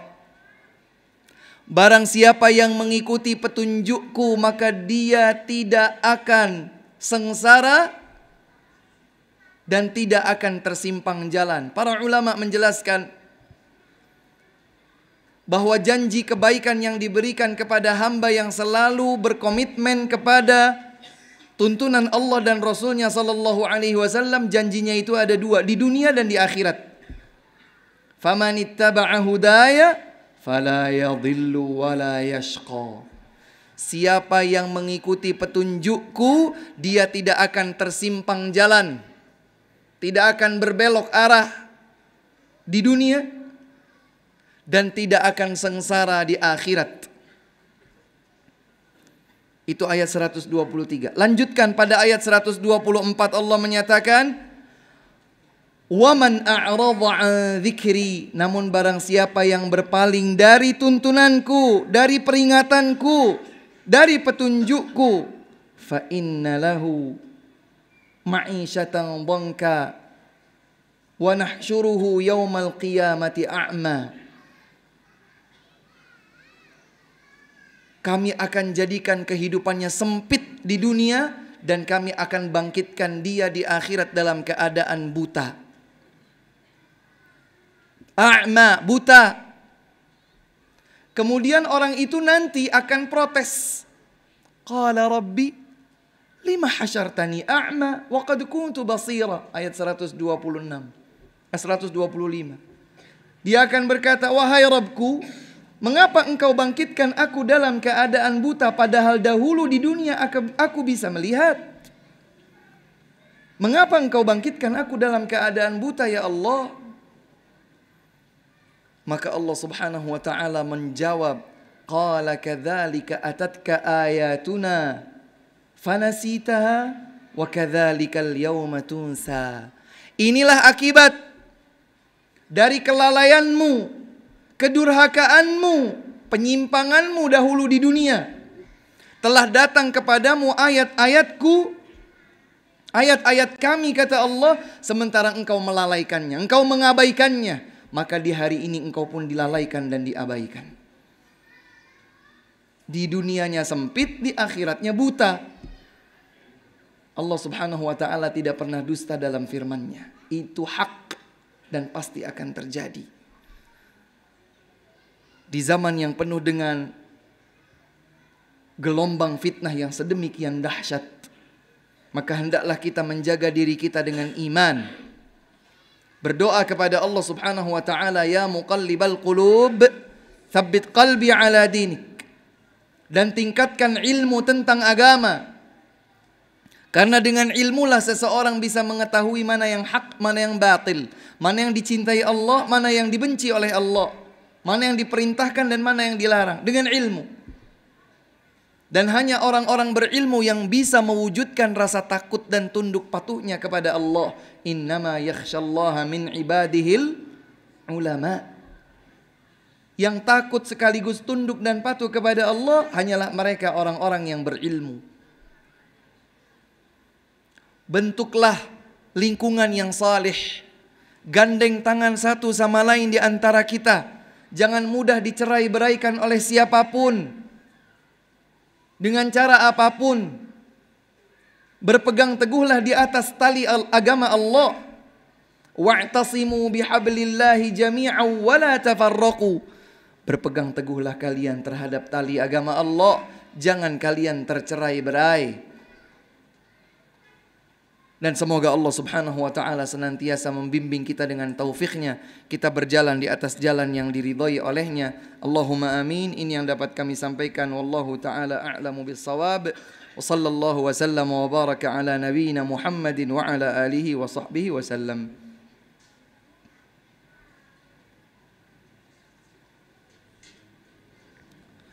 Di negeri kita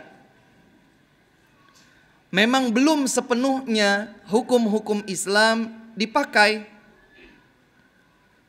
Tetapi alhamdulillah syiar-syiar Islam terlaksana dengan baik. Azan dikumandangkan atau tidak? Dikumandangkan. Untuk menyelenggarakan kajian dipersulit atau tidak?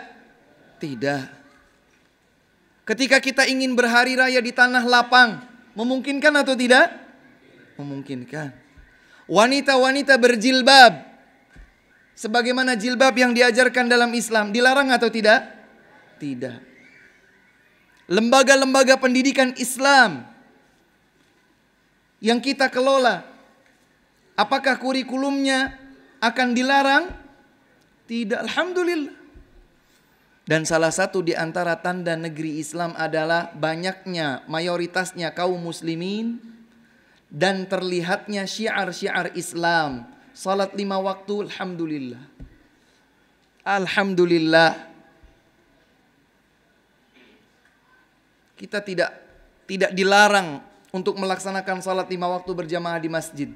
Dan ini adalah salah satu di antara syiar Islam. Maka meskipun Indonesia belum menerapkan seluruh bagian dari hukum Islam, namun karena syiar-syiar yang Islami begitu terlihat tidak sulit untuk dilakukan, dan mayoritas penduduknya masih didominasi oleh kaum muslimin, maka ini adalah negeri Islam. Dan semoga Allah subhanahu wa ta'ala mengembalikan seluruh kaum muslimin kepada keimanan dan ketakwaan kepadanya. Walau anna ahlal qura amanu wattaqau lafatahna alaihim barakatim minas sama'i wal ardi.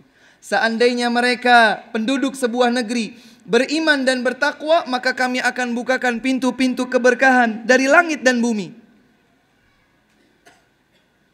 Walakin kadzabu, namun manakala mereka mendustakan hukum Allah, ayat-ayat Allah, fa akhadnahum bima kanu yaksibun, kami akan siksa mereka disebabkan yang mereka lakukan sendiri. Maka silahkan lanjutkan segenap ibadah kita kepada Allah subhanahu wa ta'ala yang alhamdulillah begitu bebas kita lakukan di negeri ini, sambil terus meningkatkan kualitas ilmu dan amal ibadah kita kepada Allah subhanahu wa ta'ala.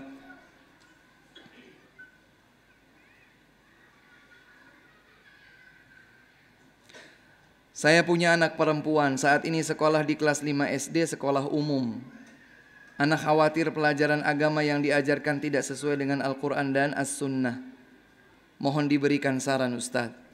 Kalau begitu, jadilah kita sebagai orang tua, sebagai guru pendidikan agama bagi kedua orang tua. Wah, saya nggak tahu Ustaz, belajar. Itu konsekuensi yang logis. Karena terkadang orang tua itu memang egois. Sebagian orang tua, ayo nak mengaji nak, hafalkan Al-Quran nak, salat di masjid nak. Dia sendiri tidak lakukan itu. Dia banggakan di hadapan teman-temannya itu. Wah, anakku sudah menghafal 30 juz atau juz 30. Ketika ditanya, apakah bapak juga sudah hafal? Belum. Sambil tersenyum, belum.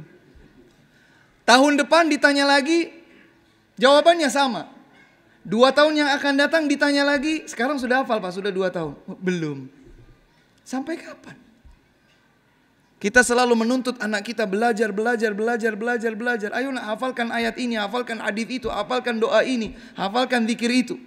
Kenali hukum ini dalam Islam. Tapi kita sendiri juga jalan di tempat. Maka kita harus menjadi guru pertama, di barisan pertama untuk mengajarkan anak-anak kita tentang ilmu agama. Wallahu a'lam.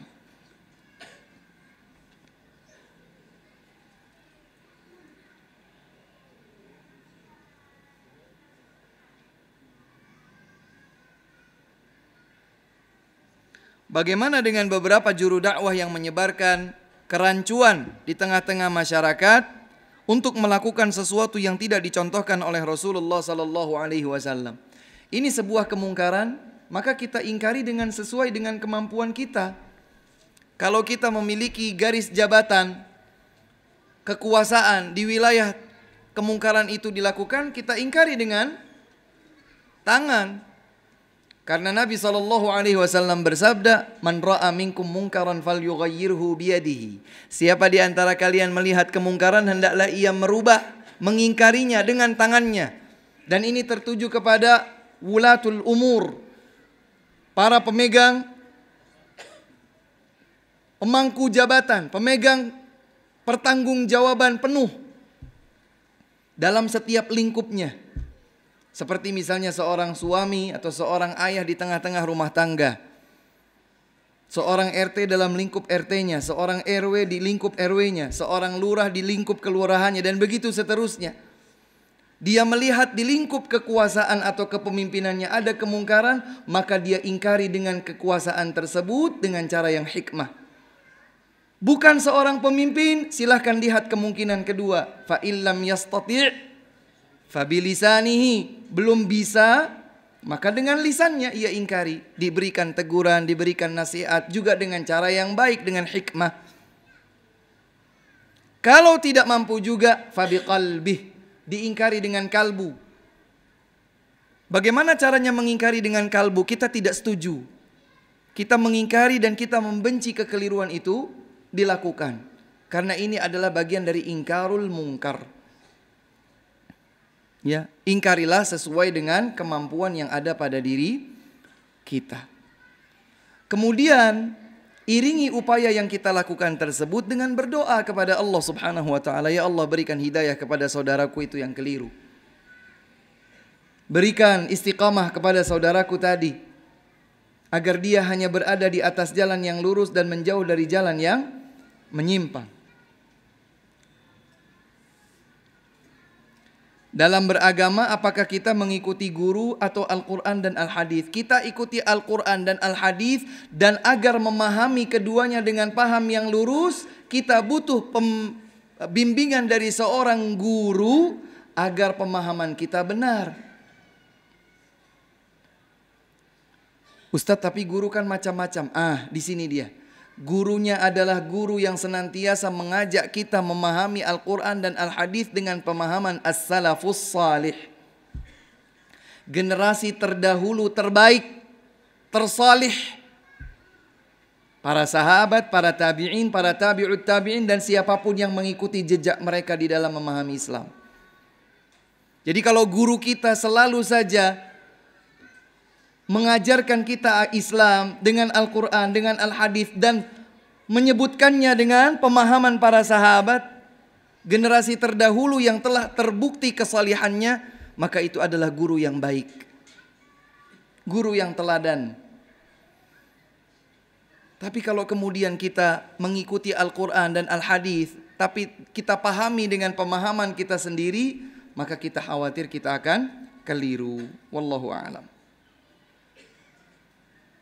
Bagaimana kita mengetahui bahwa kebenaran ilmu yang disampaikan guru kita sesuai dengan yang diajarkan oleh Nabi SAW? Tadi, dipusatkan pemahamannya itu dengan pemahaman para sahabat radhiyallahu ta'ala anhum. Saya tidak tahu Ustadz, apakah benar-benar diajarkan oleh para sahabat atau tidak. Ini konsekuensinya belajar. Hadir di majelis ilmu, pelajari lagi, pelajari lagi, pelajari lagi. Bukunya ada, alhamdulillah. Kajian para ustadz, para ulama juga ada, alhamdulillah. Bisa di cross check di dalam literatur para ulama. Makanya di dalam majelis ilmu sebisa mungkin mencatat. Hafalan saya kuat Ustadz, iya kalau begitu boleh.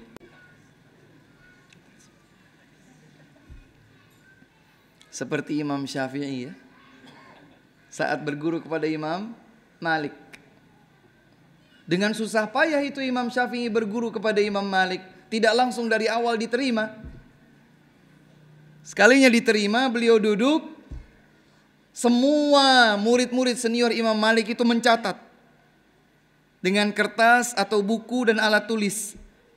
Imam Malik hanya menggunakan telapak tangan kirinya dan telunjuk tangan kanannya. Main-main ini anak. Madza taf'alu ya ghulam? Apa yang kau lakukan wahai anak kecil? Dengan santainya beliau berkata, saya menulis wahai guru. Apa yang engkau tulis? Semua hadis yang engkau bacakan. Geram ini Imam Malik. Kemudian Imam Syafi'i berkata, "Lau syi'ta aqra'u jami'al ahadits allati qultaha." Kalau engkau kehendaki wahai guru, aku akan bacakan kembali semua hadis dari awal sampai akhir. Dan disebutkan tanpa sedikit pun kesalahan. Maka kalau ada di antara kita yang seperti Imam Syafi'i, luar biasa, semua dicatat meskipun tanpa tulisan. Masya Allah.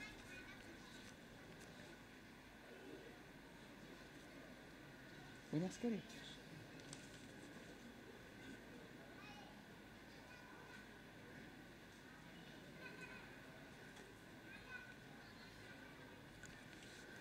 Berdasarkan surat An-Nisa ayat 65 yang menulis pertanyaan ini, mohon dilihat di cross check dengan baik bahwa ayat ini tidak sendirian, dengan konteks yang sama ada pada dua ayat berikutnya 66 dan 67. Wa man lam yahkum bima anzalallah faulaika humul kafirun faulaika humul fasiqun faulaika humul zalimun. Barang siapa yang tidak berhukum dengan hukum Allah, maka mereka itu kafir. Di ayat selanjutnya, maka mereka itu fasik. Di ayat selanjutnya, maka mereka itu zalim. Ini menunjukkan bahwa yang tidak berhukum dengan hukum Allah tidak satu hukum, ada rinciannya. Dan inilah sekali lagi manfaatnya kita belajar agar tidak comot ayat atau comot hadis, sekedar ambil maknanya secara zahir, simpulkan sendiri. Ini bahaya. Kalau ingin betul-betul mengkaji dengan komprehensif dan secara terintegrasi dengan ayat atau hadis yang lainnya secara menyeluruh, maka insya Allah kita akan pahami dengan baik. Ini benar, penukilannya benar, surat An-Nisa ayat 65 itu benar. Tapi lihat kemudian dua ayat berikutnya, tidak satu hukum. Faulaika humul kafirun, faulaika humul fasiqun, faulaika humul zalimun. Dan nanti boleh dilihat dalam tafsirut Tabari, dalam tafsir Ibnu Katsir, dalam tafsirul Qurtubi, kemudian diringkas dengan seringkas-ringkasnya oleh Syekh Abdurrahman ibn Nasir As-Sa'di dalam kitab Taisirul Karimir Rahman fi tafsiril kalamil mannan, ay kufrun duna kufrin, wa fisqun duna fisqin, wa zulmun duna zulmin. Kekufuran di bawah kekufuran, kefasikan di bawah kefasikan, kezaliman di bawah kezaliman. Maksudnya apa Ustadz? Kekufuran yang tidak langsung serta-merta mengeluarkannya dari zona keislaman, kecuali jika dia menghalalkan hukum selain hukum Islam dan menganggap hukum selain hukum Islam itu lebih baik daripada hukum Islam. Jadi ada rinciannya. Jangan kemudian dinukilkan satu ayat, oh berarti karena tidak berhukum dengan hukum Islam, pemerintah negeri ini kafir, yang negeri itu juga kafir, yang itu juga kafir. Kita itu bukan tugasnya bagi-bagi vonis. Atas nama Islam kita harus bicara benar, kita harus yakini benar, kita harus beramal benar. Tafsir Ibnu Abbas dalam ketiga ayat ini perlu dibaca. Kufrun duna kufrin, wa fisqun duna fisqin, wa zulmun duna zulmin. Tidak sampai langsung serta-merta mengeluarkannya dari keislaman. Kecuali jika dia menghalalkan berhukum dengan selain hukum Allah, atau meyakini bahwa selain hukum Allah lebih baik daripada hukum Allah. Itu baru mengeluarkannya dari zona keislaman. Jika tidak,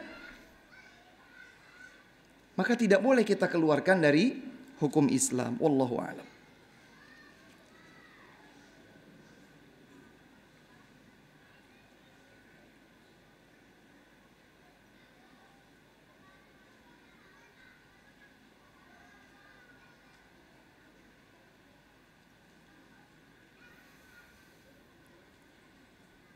Ada ego, ada kedengkian hati.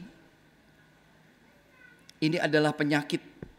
Dan ini adalah media syaitan untuk mencerai-beraikan kaum muslimin. Hadirin dan hadirat yang dimuliakan Allah Subhanahu wa taala. Ini kebersamaan kita di sini ini. Demi Allah, ini adalah nikmat.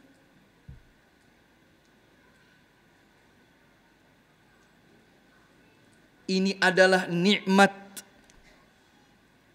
Jangan sampai di tengah-tengah semangat kita untuk menjalankan Islam yang benar, Islam yang dituntunkan oleh Nabi SAW, kita sudah satu arah, kita sudah satu jalan, kita sudah satu langkah.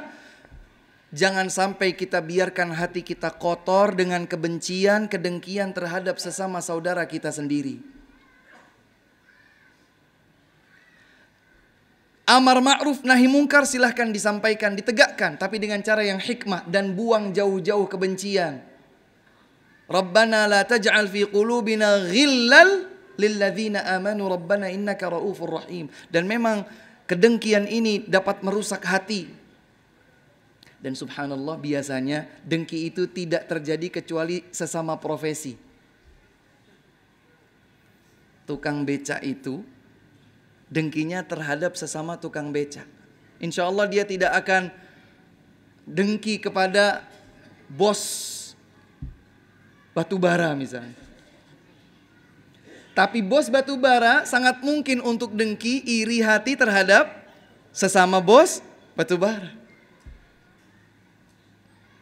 Seorang guru dengki terhadap sesama guru. seorang panitia penyelenggara kajian sangat mungkin untuk iri dan dengki terhadap panitia penyelenggara kajian di tempat yang lain.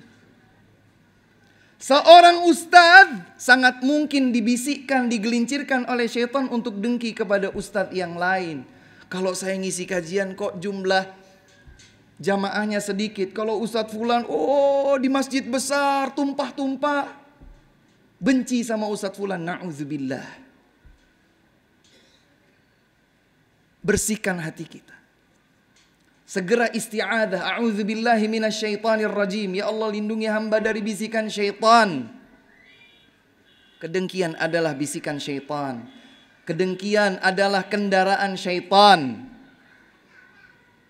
yang akan mencerai-beraikan kaum muslimin.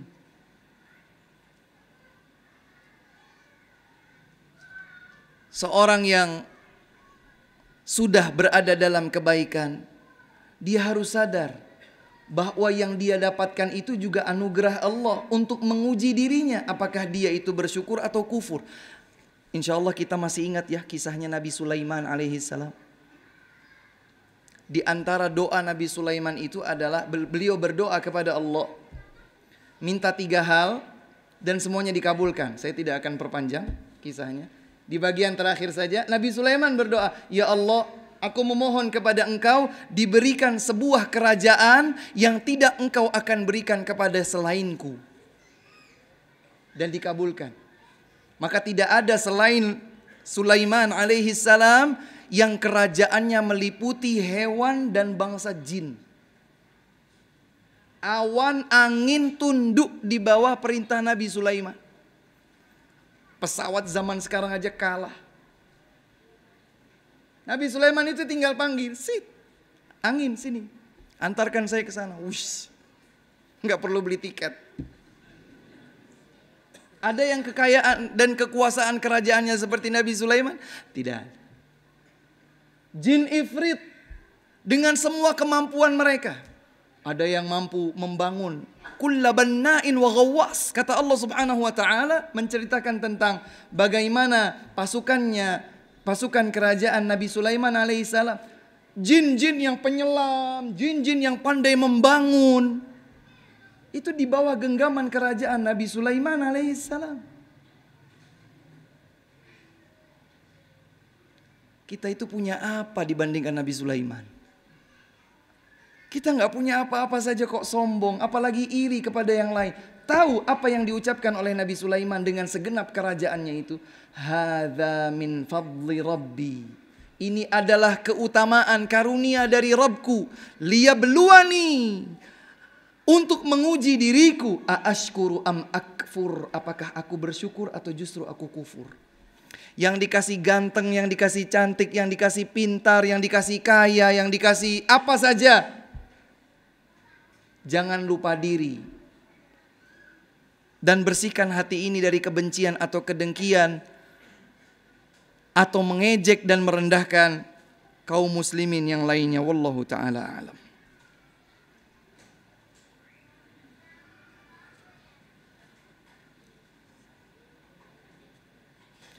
Bagaimana adab memberikan nasihat kepada saudara kita agar tidak terkesan mempermalukan dia di dalam media sosial, grup, dan seterusnya?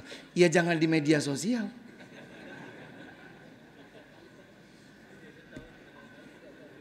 Kalau sudah di media sosial semua akan membaca. Dan ini demi Allah penyakit zaman sekarang. Bahkan pasangan suami istri sedang berribut, sedang berseteru, semua jadi tahu. Karena dia pasang status. Lagi ribut sama pasangannya, dia pasang status. Sehingga siapapun yang baca, oh dia lagi ribut sama suaminya ini. Ini lagi ribut sama istrinya ini. Subhanallah. Kenapa jadi konsumsi publik? Dapur rumah tangga, biarkan menjadi dapur rumah tangga. Seorang laki-laki harus qawwam. Menjadi pemimpin terbaik di tengah-tengah keluarganya. Kalau istrinya melenceng, luruskan. Kalau dirinya salah, minta maaf dan minta untuk dinasehati oleh istrinya. Begitu. Bukan egois. Ada sebagian suami itu benar-benar mengucapkan, hai istriku. Ini karena memang suaminya keras kepala, suaminya egois. Hai istriku, dengarkan. Kaidah yang pertama, aku selalu benar. Kaidah yang kedua, kalau engkau dapatkan aku salah, maka kembalikan kepada kaidah yang pertama. Subhanallah. Ini rumah tangga macam apa seperti ini? Begitu pula dengan orang yang lain, saudara kita, teman kita sendiri. Jangan ingkari kemungkarannya, jangan tegur dan beri nasihat di media sosial. Ajak ketemuan, ajak makan, ngobrol-ngobrol ringan. Akhi, mohon maaf, kemarin saya dengar informasi seperti ini. Apa betul itu? Oh tidak. Oh berarti yang saya dengar salah ya? Iya salah, tidak benar itu. Sudah cukup, selesai. Wah kamu bohong, dipaksa. Gimana ya? Dia sudah bilang tidak. Kalau dia bohong, urusannya dengan Allah, selesai. In ja'akum fasiqum binaba'in fatabayyanu, tabayyun, lakukan cross check. Kalau yang bersangkutan berkata tidak, ya sudah selesai. Kalau ternyata perkataan tidaknya adalah dusta, urusannya dengan Allah. Kita bertujuan baik, ingin mengingatkan jika memang dia keliru. Dan begitu seterusnya, wallahu a'lam. Terakhir barangkali ya, ini masih ada banyak sekali nih.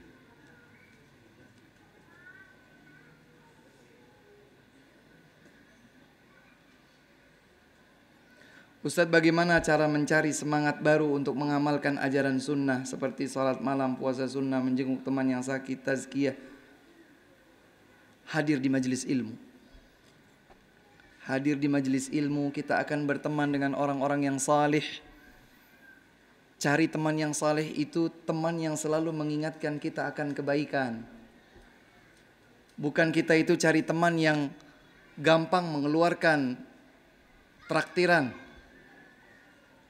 Ah saya mau dekat sama fulan itu, kenapa? Uangnya seperti tisu diambil, nggak habis-habis, muncul lagi.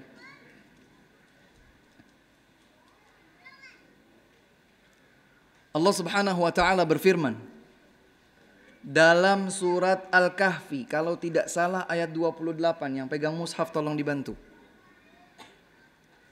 Surat Al-Kahfi ayat 28 kalau tidak salah, Allah Subhanahu wa taala menyatakan, "Wasbir nafsaka ma'al ladzina yad'una rabbahum bil ghadati wal 'ashiyyi yuriduna wajhah."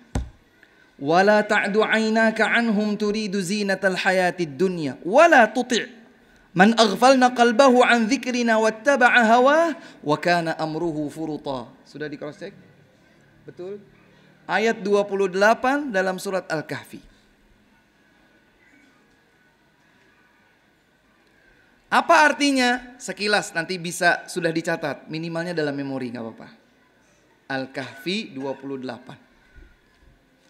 Bersabarlah engkau bersama teman-teman orang-orang yang senantiasa berdoa, mendekatkan diri kepada Allah pagi dan petang.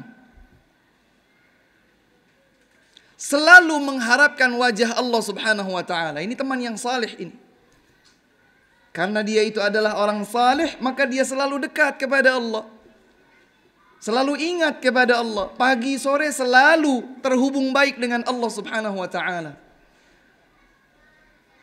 Wala ta'du 'ainaka 'anhum. Janganlah kedua matamu meninggalkan mereka. Jadi harus bersama orang saleh itu. Allah perintahkan wasbir, sabar. Sebagian orang memang berkata, Ustadz, aduh kalau berteman sama orang saleh itu capek Ustadz. Kenapa? Masjid lagi, Quran lagi, zikir lagi, majelis ilmu. Bosan saya Ustadz. Wasbir. Bersabar engkau bersama orang-orang yang saleh itu, bersabar. Mereka memang pagi, siang, sore, malam mendekatkan diri mereka kepada Allah. Bahkan dalam aktivitas duniawi, sambil nyapu subhanallah, sambil naik motor Allahu Akbar. Doa, zikir, terus mengingat Allah, mengharapkan wajah Allah Subhanahu wa taala. Jangan kedua matamu berpaling dari mereka, terus bersabar bersama mereka. Kemudian Allah sebutkan perumpamaan teman yang buruk di akhir ayat ini.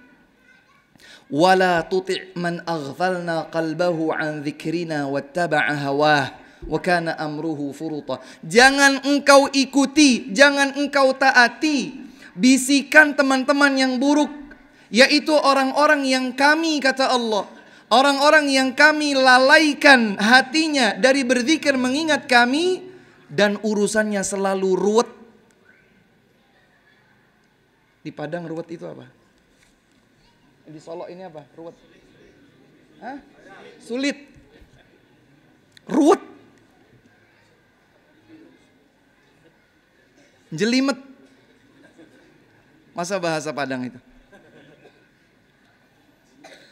Orang-orang yang Allah lalaikan kalbunya dari berzikir mengingat Allah, dia selalu mengikuti bisikan hawa nafsu, wattaba'a hawah. Dia selalu mengedepankan bisikan hawa nafsu. Wa kana amruhu furuta, dan urusannya selalu saja berujung ruwet. Jangan ikuti mereka. Ikutilah yang pertama meskipun harus bersabar. Maka semoga Allah Subhanahu wa taala satukan hati kita semua di atas kebaikan dan ketaatan di jalan Allah Subhanahu wa taala, kecintaan kepada Rasulullah sallallahu alaihi wasallam dan seluruh tuntunannya. Kami mohon maaf, masih banyak pertanyaan tapi belum sempat terjawab. Mudah-mudahan yang sudah terjawab bisa mewakili. Senang sekali bisa berada di kota Solo ini. Mudah-mudahan Allah pertemukan kita kembali. Namun jika Allah Subhanahu wa taala tidak mempertemukan kita kembali di dunia ini, semoga Allah pertemukan kita di akhirat kelak di dalam surga yang tertinggi Al-Firdaus. Allahumma amin. Wabillahi taufiq wal hidayah. Subhanakallahumma wa bihamdika asyhadu an la ilaha illa anta astaghfiruka wa atubu ilaik. Assalamualaikum warahmatullahi wabarakatuh.